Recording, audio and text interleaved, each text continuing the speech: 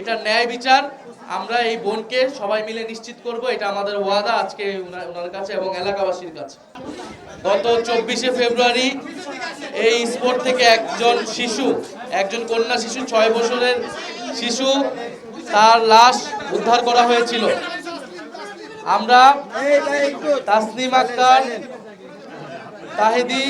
আক্তার তাহিদি নামে কন্যা শিশু 6 বছরের কন্যা শিশুর লাশ উদ্ধার করা হয়েছিল। আমরা তার পরিবারের সাথে, সেই শিশু কন্যার মায়ের সাথে, তার পরিবারের সাথে আমরা সাক্ষাৎ করেছি আমি, এবং পুরো ঘটনা বিস্তারিত শুনেছি। ব্যক্তিগত কিছু দ্বন্দ্বের কথা উনি বলছেন, এলাকার কিছু দ্বন্দ্বের কথা উনি বলছেন। আমরা তথ্য প্রমাণ তদন্ত ছাড়া আগাম কোনো মন্তব্য এখন করতে চাচ্ছি না। আমরা এখানে এটাই বলতে এসেছি যে এই পরিবারের সাথে আমরা আছি সর্বাত্মকভাবে, এবং এই যে কন্যা শিশু হত্যা হয়েছে এই হত্যার বিচার আমরা নিশ্চিত করব যে কোনো মূল্যে।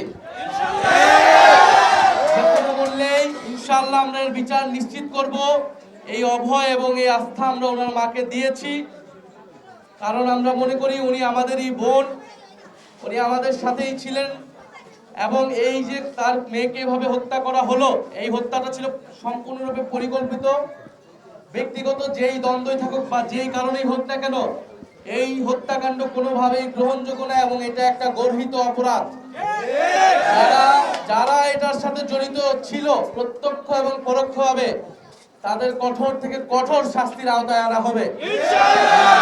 এলাকার যত বড় প্রভাবশালী হোক না কেন, বাড়িওয়ালা হোক না কি হোক, সেইটা কোনো বিবেচনায় নেওয়া হবে না। পুলিশ প্রশাসন নিরপেক্ষভাবে কাজ করবে এবং এই হত্যাকাণ্ডের বিচার আমরা দ্রুত সময়ের মধ্যে নিশ্চিত করব। আমরা থানার ওসির সাথে যেই দিন ঘটনাটাই ঘটেছে 24শে ফেব্রুয়ারি, সেদিনই আমরা ওনার সাথে আমি ফোনে কথা বলেছি, থানার ওসির সাথে কথা বলেছি। মামলা নেওয়া হয়েছে। পোস্টমর্টেম রিপোর্ট আসলে আপনাদের পুরো ঘটনাটা বোঝা যাবে কিভাবে হত্যাকাণ্ড হয়েছে, কিভাবে মারা গিয়েছে মেয়েটি। এবং ওনারা যাদেরকে সন্দেহ করছেন সেই সন্দেহভাজন তাদেরকেও প্রশাসন, আইন শৃঙ্খলা বাহিনী তারা খতিয়ে দেখছে। আমরা আশা করি দ্রুত সময়ে অলরেডি একজন আসামি গ্রেফতার হয়েছে, সন্দেহভাজন একজন। আমরা আশা করব দ্রুত সময়ের মধ্যেই গ্রেফতার হবেন এবং এটা ন্যায় বিচার আমরা এই বোনকে সবাই মিলে নিশ্চিত করব, এটা আমাদের ওয়াদা আজকে ওনার কাছে এবং এলাকাবাসীর কাছে।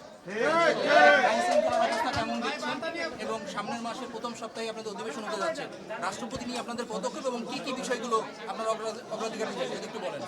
আমরা তো স্বরাষ্ট্র মন্ত্রী বলেছিলেন দেশে মব কালচার থাকবে না, কিন্তু আমরা দেখছি বাংলাদেশ ব্যাংকে মব করে গভর্নরকে সরিয়ে দেওয়া হলো, বাসসে মব করে সেখানকার সম্পাদককে সরিয়ে দেওয়া হলো।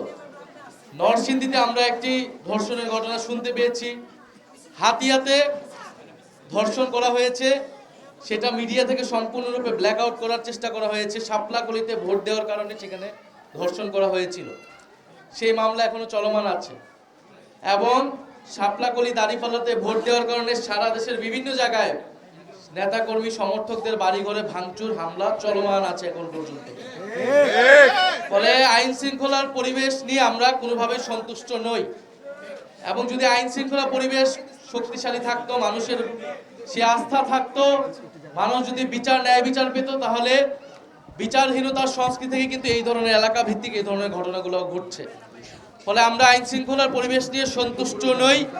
আমরা দ্রুত সময়ের মধ্যে আহ্বান জানাই যে সরকারের জায়গা থেকেও আইন শৃঙ্খলার যাতে নিশ্চিত হয়, কঠোর ব্যবস্থা যারা যায় সেই জন্য উদ্যোগ গ্রহণ করবেন। আমরা বলেছি যে সেই রাষ্ট্রপতির সময় ফুরিয়ে গিয়েছে, এখন তাকে নিয়মতান্ত্রিকভাবে যেভাবে তাকে সরানো প্রসিডিউর আছে সেটা শুরু করা উচিত। সেই জায়গা থেকে আমরা অবশ্যই ভূমিকা রাখবো। আমরা সরকারি দলের থেকেও সে একই ধরনের ভূমিকা নিশ্চিত করছি।